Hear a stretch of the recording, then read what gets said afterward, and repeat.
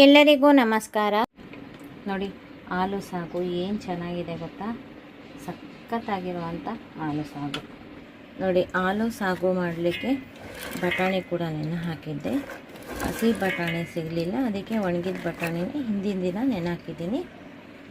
ನಾನು ಮೊದಲಿಗೆ ಬಟಾಣಿನೂ ಆಲೂಗಡ್ಡೆನೂ ಒಂದು ಪಾನ್ ಕುಕ್ಕರಲ್ಲಿ ಬೇಯಿಸ್ಕೊಳ್ತಾ ಇದ್ದೀನಿ. ಪಾನ್ ಕುಕ್ಕರಲ್ಲಿ ಬೇಯಿಸ್ಕೊಂಡ್ರು ಕೂಡ ಬರೀ ತಟ್ಟೆ ಮುಚ್ಚಿ ಬೇಯಿಸ್ತಾ ಇದ್ದೀನಿ.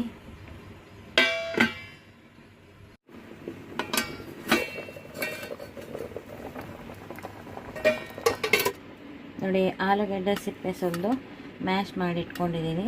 ಜೊತೆಗೆ ಇದಕ್ಕೆ ಎಷ್ಟು ಬೇಕೋ ಅಷ್ಟು ಬಟಾಣಿನೂ ಕೂಡ ಇದ್ರ ಜೊತೆನೇ ಬೇಯಿಸಿಟ್ಕೊಂಡಿದ್ದು ನೀರು ಸೋಸಿ ಇಟ್ಕೊಂಡಿದ್ದೀನಿ. ಇದಕ್ಕೆ ಮಿಕ್ಕಿದ ಇಂಗ್ರೀಡಿಯೆಂಟ್ಸ್ ಏನೇನು ಬೇಕು ಅಂತ ನೋಡೋಣ. ಈಗ ನೋಡಿ ಒಂದು ದೊಡ್ಡ ಈರುಳ್ಳಿ ತೊಗೊಂಡಿದ್ದೀನಿ, ಒಂದು ಚಿಕ್ಕದು ಒಂದು ದೊಡ್ಡದು, 2 ಟೊಮೊಟೊ ತೊಗೊಂಡಿದ್ದೀನಿ, ಒಂದು 5 ಹಸಿರು ಮೆಣಸಿನ್ಕಾಯಿ ತೊಗೊಂಡಿದ್ದೀನಿ, ಒಂದು ಸ್ವಲ್ಪ ಕೊತ್ತಂಬರಿ ಸೊಪ್ಪು ತೊಗೊಂಡಿದ್ದೀನಿ. ಇದನ್ನೆಲ್ಲ ನೀಟಾಗಿ ತೊಳ್ಕೊಂಡು ಈಗ ಇದನ್ನು ಕೂಡ ಹೆಚ್ಕೋತಾ ಇದ್ದೀನಿ. ಇದ್ರ ಜೊತೆಗೆ ನೋಡಿ ಎಷ್ಟು ಶುಂಠಿ, ಇದು ಬೆಳ್ಳುಳ್ಳಿ, ಇದೆರಡನ್ನು ಶುಂಠಿ ಬೆಳ್ಳುಳ್ಳಿ ಪೇಸ್ಟನ್ನು ಮಾಡ್ಕೊಳ್ತೀನಿ. ಇದ್ರ ಸಿಪ್ಪೆ ಸುಲಿದು ನೋಡಿ ಈಗ ಎಲ್ಲ ಹೆಚ್ಕೊಂಡಿದ್ದು ಬೇಯಿಸ್ಕೊಂಡಿದ್ದು. ನೋಡಿ ಈರುಳ್ಳಿ ಎಷ್ಟು ತೊಗೊಂಡಿದ್ದೀನಿ, ಒಂದು ದೊಡ್ಡ ಈರುಳ್ಳಿ ಹೆಚ್ಕೊಂಡಿದ್ದೀನಿ, ಆಲೂಗಡ್ಡೆ ಮ್ಯಾಶ್ ಮಾಡ್ಕೊಂಡಿರೋದು, ಬಟಾಣಿ ಕೂಡ ಬೇಯಿಸಿಟ್ಕೊಂಡಿರೋದು, ಹಸಿರು ಮೆಣಸಿನ್ಕಾಯಿ, ಶುಂಠಿ ಬೆಳ್ಳುಳ್ಳಿ ಪೇಸ್ಟು. ನಾನು ತೊಗೊಂಡಿದ್ದು ಬೆಳ್ಳುಳ್ಳಿ ಶುಂಠಿಲಿ ಇಷ್ಟ ಆಗಿದೆ, ಇದರಲ್ಲಿ ಅರ್ಧ ಹಾಕ್ತಾಯಿದ್ದೀನಿ ಅಷ್ಟೇ. ನೋಡಿ ಕೊತ್ತಂಬರಿ ಸೊಪ್ಪು ತೊಗೊಂಡಿದ್ದೀನಿ, ಟೊಮೊಟೊನ ಸಣ್ಣದಾಗಿ ಹೆಚ್ಕೊಂಡಿದ್ದೀನಿ. ಎಲ್ಲ ರೆಡಿಯಾಗಿದೆ. ಈಗ ನಾವು ನೋಡಿ ಒಗ್ಗರಣೆ ಕೂಡ ಕಡಲೆಬೇಳೆ, ಸಾಸಿವೆ, ಕರಿಬೇವು, ಎಣ್ಣೆ ಹಾಕಿ ಒಗ್ಗರಣೆ ಹಾಕಿ ಈಗ ಆಲೂ ಸಾಗು ಮಾಡೋಣ. ನೋಡಿ ಇವಾಗ ನಾನು ಗ್ಯಾಸ್ ಹಚ್ಚಿ ಬಾಣಲೆ ಇಟ್ಟಿದ್ದೀನಿ ಒಗ್ಗರಣೆ ಹಾಕಲಿಕ್ಕೆ ಅಂತ. ಒಂದು ಸ್ವಲ್ಪ ಎಣ್ಣೆ ಹಾಕ್ತಾ ಇದ್ದೀನಿ.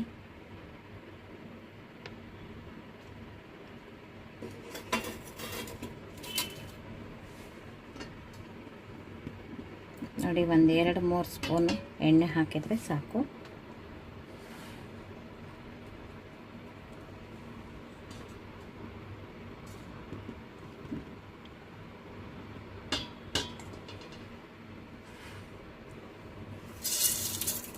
ಈಗ ನಾನು ಸಾಸಿವೆ ಹಾಕ್ತಾ ಇದ್ದೀನಿ ಮತ್ತು ಕಡಲೆಬೇಳೆ ಹಾಕ್ತಾ ಇದ್ದೀನಿ. ಸಾಸಿವೆ ಸಿಡಿಯೋ ಅಷ್ಟೊತ್ತಿಗೆ ಕಡಲೆಬೇಳೆ ಕೂಡ ಕೆಂಪಗಾಗುತ್ತೆ.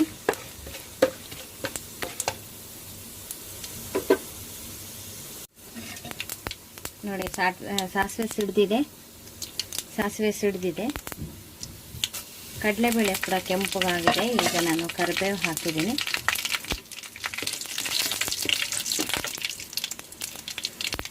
ಜೊತೆಗೆ ಹಸಿರು ಮೆಣಸಿನ್ಕಾಯಿ ಹಾಕಿದ್ದೀನಿ.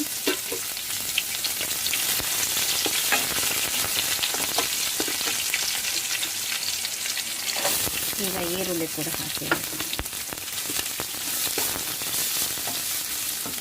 ಈರುಳ್ಳಿ ಎಲ್ಲ ಒಂದು ಸ್ವಲ್ಪ ಕೆಂಪು ಫ್ರೈ ಮಾಡ್ಕೊಂಡ್ಬಿಟ್ಟು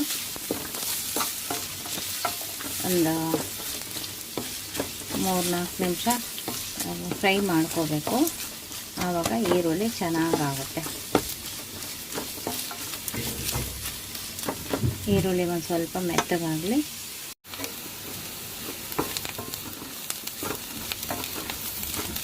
ನೋಡಿ ಈರುಳ್ಳಿ ಮಾಗಿದೆ ಸ್ವಲ್ಪ. ನೋಡಿ ಇವಾಗ ಒಂದು ಸ್ವಲ್ಪ ಶುಂಠಿ ಬೆಳ್ಳುಳ್ಳಿ ಪೇಸ್ಟು ನೋಡಿ ಇಷ್ಟು ಹಾಕ್ತಾ ಇದ್ದೀನಿ. ಇದನ್ನು ಒಂದು ಸ್ವಲ್ಪ ಫ್ರೈ ಮಾಡ್ಕೊಂಡ್ಬಿಟ್ಟು ನಾನು ಬಟಾಣಿನ ಬೇಯಿಸಿಟ್ಕೊಂಡಿದ್ದೀನಿ. ನೀವು ಬಟಾಣಿ ಬೇಯಿಸಿ ಇಟ್ಕೊಳ್ದೆ ಹೋದರೆ ಈಗಲೇ ಹಾಕಬೇಕು. ನಾನು ಬೇಯಿಸಿಟ್ಕೊಂಡಿರೋದ್ರಿಂದ ಫಸ್ಟು ಟೊಮೊಟೊ ಹಾಕ್ತೀನಿ, ಆನಂತರ ಬಟಾಣಿ ಹಾಕ್ತೀನಿ. ಆಲೂಗಡ್ಡೆ ಬೇಯಿಸಿದ್ನಲ್ಲ ಅದ್ರ ಜೊತೆನೇ ಬೇಯಿಸ್ಕೊಂಡಿದ್ದೀನಿ. ನಿಮಗೆ ಅನುಕೂಲ ಯಾವ ರೀತಿ ಆಗುತ್ತೋ ಆ ರೀತಿ ಮಾಡ್ಕೊಳ್ಳಿ. ಹಸಿ ಬಟಾಣಿ ಇದ್ದರೆ ಹೀಗೆ ಒಗ್ಗರಣೆ ಹಾಕಿದರೆ ಚೆನ್ನಾಗಿರುತ್ತೆ. ನಾನು ಒಣ ಬಟಾಣಿನ ನೆನೆಸಿಟ್ಕೊಂಡಿರೋದ್ರಿಂದ ಫಸ್ಟೇ ಬೇಯಿಸಿಟ್ಕೊಂಡ್ಬಿಟ್ಟಿದ್ದೀನಿ ಆಲೂಗಡ್ಡೆ ಜೊತೆನೆ.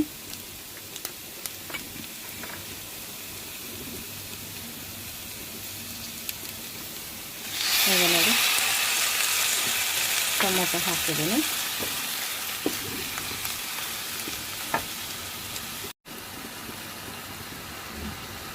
ಒಂದು ಸ್ವಲ್ಪ ಉಪ್ಪನ್ನು ಹಾಕಿದ್ದೀನಿ. ಈಗ ಟೊಮೊಟೊ ಒಂದು ಸ್ವಲ್ಪ ಚೆನ್ನಾಗಿ ಮೆತ್ತಗೆ ಬೇಯಬೇಕು.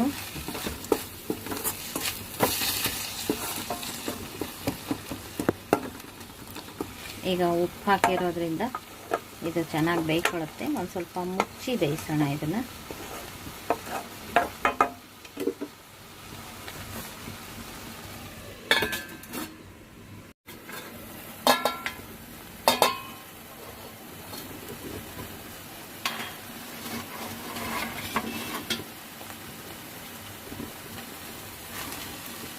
ನೋಡಿ, ನೀರು ಹೊಡ್ಕೊಂಡು ಮೆತ್ತಗೆ ಬೆಂದಿದೆ ಟೊಮೊಟೊ ಮುಚ್ಚಿ ಬೇಯಿಸಿದ್ದಕ್ಕೆ. ಈಗ ನೋಡಿ ಬಟಾಣಿ ಹಾಕ್ತಾ ಇದ್ದೀನಿ. ಬಟಾಣಿ ಆಲ್ರೆಡಿ ಬೆಂದಿದೆ.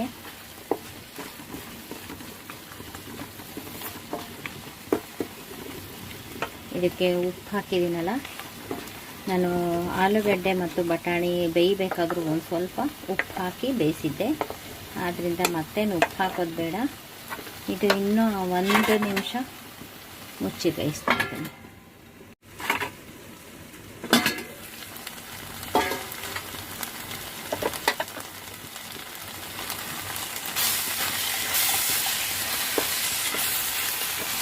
ನೋಡಿ, ಇವಾಗ ಟೊಮೊಟೊ ಚೆನ್ನಾಗಿ ಮ್ಯಾಶ್ ಆಗೋಂಗಿದೆ.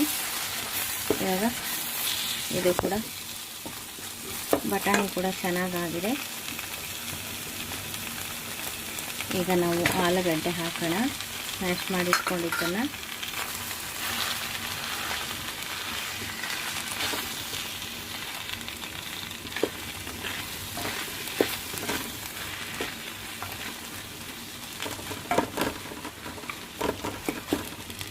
ಈಗ ನೋಡಿ, ನಾನು ಟೋಟಲಿ ಒಂದು 2 ಲೋಟ ನೀರು ಹಾಕುವಷ್ಟನ್ನು ಇಟ್ಕೊಂಡಿದ್ದೀನಿ. ಈಗ ಒಂದು ಸ್ವಲ್ಪ ನೀರು ಹಾಕ್ತಾ ಇದನ್ನು ಕಲಸೋಣ.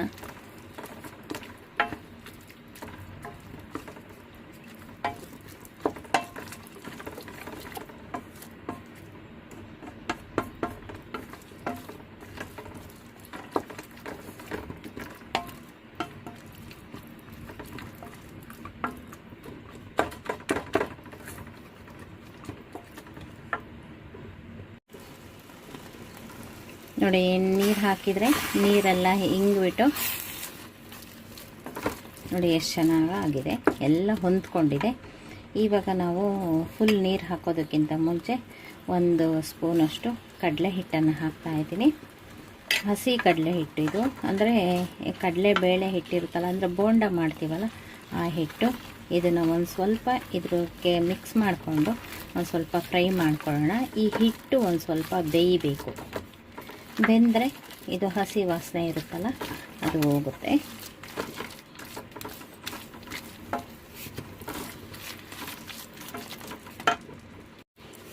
ಈಗ ನೋಡಿ, ಹಿಟ್ಟನ್ನೆಲ್ಲ ಕೈಯಾಡಿದ್ದೀನಿ, ನೀರಿನ ಅಂಶ ಇಲ್ಲ. ನೋಡಿ, ಸೈಡಲ್ಲಿ ಎಣ್ಣೆ ಕೂಡ ಬಿಡ್ತಾ ಇದೆ. ಹಾಕಿದ್ದೊಂದೇ ಸ್ವಲ್ಪ ಎಣ್ಣೆ. ಈಗ ಮತ್ತೆ ನಾನು ಇದನ್ನು 1 ನಿಮಿಷ ಹಿಟ್ಟು ಬೇಯಲಿಕ್ಕೆ ಅಂತ ಒಂದು ಸ್ವಲ್ಪ ಮುಚ್ಚಿ ಬೇಯಿಸ್ಕೊಳ್ತಾ ಇದ್ದೀನಿ. ನೋಡಿ, ಈಗ 1 ನಿಮಿಷ ಮುಚ್ಚಿ ಬೇಯಿಸಿದ್ದೀನಿ. ಚೆನ್ನಾಗಿ ಬೆಂದಿದೆ, ಕಾಣುತ್ತಾ? ಹಬೆ ಹಬೆ ಬರುತ್ತೆ. ಇನ್ನು ಜಾಸ್ತಿ ಬಿಟ್ಟರೆ ತಳ ಹಿಡಿಯುತ್ತೆ. ಇವಾಗ ಚೆನ್ನಾಗಾಗಿದೆ. ಈಗ ಮಿಕ್ಕಿದ ನೀರನ್ನು 1-2 ಲೋಟ ನೀರು ಇಟ್ಕೊಂಡಿದ್ನಲ್ಲ, ಅದನ್ನು ಹಾಕ್ತಾಯಿದ್ದೀನಿ.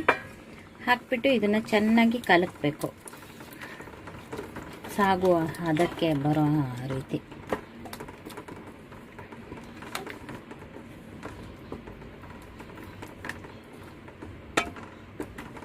ಈಗ ನಾವು ಕಡಲೆ ಹಿಟ್ಟು ಹಾಕಿರೋದ್ರಿಂದ ಇನ್ನೂ ಒಂದು ಸ್ವಲ್ಪ ಗಟ್ಟಿ ಆಗುತ್ತೆ. ಆದ್ದರಿಂದ ಇನ್ನೂ ಒಂದು ಸ್ವಲ್ಪ ನೀರನ್ನು ಹಾಕ್ತಾಯಿದ್ದೀನಿ. ಇವಾಗ ಉರಿ ಜೋರು ಮಾಡಿಕೊಂಡು ಇದನ್ನು ಚೆನ್ನಾಗಿ ಕುದಿಸ್ಕೋಬೇಕು ಕೈಯಾಡಿ.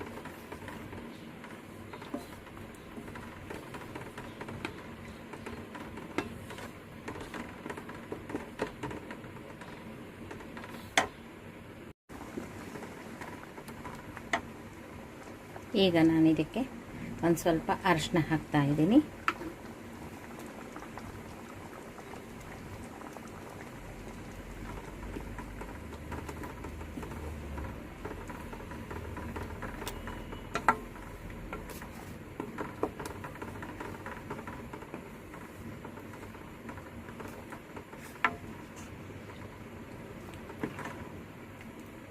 ನೋಡಿ, ಇವಾಗ ಹದವಾಗಾಯಿತು. ಇದನ್ನು ಒಂದು ಸ್ವಲ್ಪ ಚೆನ್ನಾಗಿ ಕುದಿಸ್ಕೋಬೇಕು. ಈ ಕುದಿ ಬರ್ತಾ ಇದೆ, ಇನ್ನೊಂದು ಸ್ವಲ್ಪ ಚೆನ್ನಾಗಿ ಕುದಿಬೇಕು. ಈ ಕನ್ಸಿಸ್ಟೆನ್ಸಿ ನೋಡಿಕೊಂಡು ಸಾಗು ಅದಕ್ಕೆ ಮಾಡ್ಕೋಬೇಕು. ಬೇಕು ಅಂದರೆ ಇನ್ನು ಒಂದು ಸ್ವಲ್ಪ ನೀರು ಹಾಕ್ಬೋದು.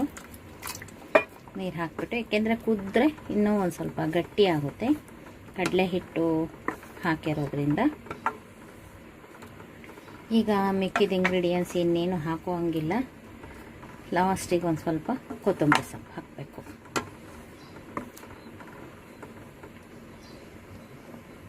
ಇನ್ನು ಒಂದು ಸ್ವಲ್ಪ ಚೆನ್ನಾಗಿ ಕುದಿಸ್ಕೋಬೇಕು. ನೋಡಿ, ಸೊಗಸಾದಂಥ ಸಾಗು ರೆಡಿ ಆಯಿತು. ತುಂಬ ಚೆನ್ನಾಗಾಗಿದೆ. ಟೇಸ್ಟ್ ಅಂತೂ ಸಖತ್ತಾಗಿದೆ.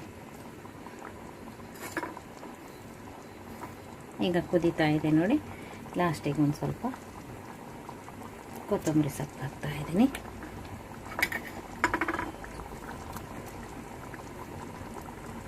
ನೋಡಿ, ಸಖತ್ತಾಗಿರೋ ಆಲೂ ಸಾಗು ರೆಡಿ ಆಯಿತು.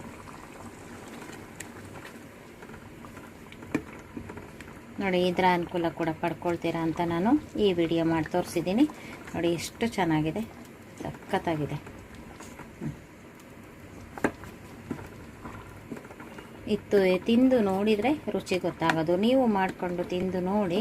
ನಾನು ಆ ಸ್ಟೈಲು ಈ ಸ್ಟೈಲು ಅಂತ ಏನು ಹೇಳೋದಿಲ್ಲ, ನನ್ನ ಸ್ಟೈಲಲ್ಲೇ ಮಾಡಿದ್ದೀನಿ. ನಾವು ಇದೇ ರೀತಿ ಮಾಡೋದು. ನೋಡಿ, ಸಖತ್ತಾಗಿರೋ ಅಂಥ ಆಲೂ ಸಾಗು. ಇದು ಪೂರಿ, ಚಪಾತಿ, ರೊಟ್ಟಿ ಎಲ್ಲದಕ್ಕೂ ಬರುತ್ತೆ. ನಾನು ಇದಕ್ಕೆ ಪೂರಿ ಮಾಡ್ತಾಯಿದ್ದೀನಿ. ಅದನ್ನು ನೆಕ್ಸ್ಟ್ ವಿಡಿಯೋದಲ್ಲಿ ತೋರಿಸ್ತಾ ಇದ್ದೀನಿ. ಈ ವಿಡಿಯೋ ನಿಮಗೂ ಇಷ್ಟ ಆಗಿದ್ದರೆ ಲೈಕ್ ಮಾಡಿ, ಶೇರ್ ಮಾಡಿ, ಮತ್ತು ನಮ್ಮ ಚಾನಲ್ಗೆ ಇದುವರೆಗೂ ಸಬ್ಸ್ಕ್ರೈಬ್ ಆಗಿಲ್ಲ ಅಂದರೆ ಈ ಕ್ಷಣದಿಂದ ಸಬ್ಸ್ಕ್ರೈಬ್ ಆದರೆ ನಿಮ್ಮ ದಿನನಿತ್ಯದ ಅನುಕೂಲಕ್ಕೆ ಬರುವಂತಹ ವಿಡಿಯೋಗಳನ್ನೇ ನಾನು ಮಾಡ್ತಾ ಇರ್ತೀನಿ. Thank you for watching. ಈಗ ನಾನು ಗ್ಯಾಸ್ ಆಫ್ ಮಾಡಿಕೊಂಡು ಎತ್ತಿಟ್ಕೊಳ್ತಾ ಇದ್ದೀನಿ. ಸಖತ್ತಾಗಿದೆ ನೋಡಿ.